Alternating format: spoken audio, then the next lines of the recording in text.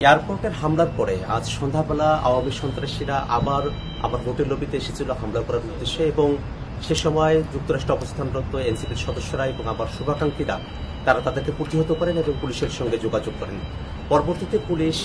Investigation officer তিনি প্রিসেক্টে এসে মামলা দায়ের করার জন্য আমাদেরকে পরামর্শ দেন। তারই প্রেক্ষিতে আমি এয়ারপোর্টের খুব কাছের যে থানা পুলিশের রয়েছে সেখানে এসেছি এবং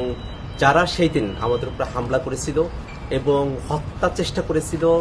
রেপ থ্রেট দিয়েছিল, তাদের ব্যাপারে আমরা এখানে মামলা দায়ের করেছি এবং একই সাথে ইউএস পুলিশকে আমরা এই বিষয়টা অবহিত করেছি যে যারা এই ঘটনাগুলো যুক্তরাষ্ট্রে ঘটাচ্ছেন তারা বাংলাদেশে নিষিদ্ধ এমন একটি সংগঠনের সঙ্গে জড়িত,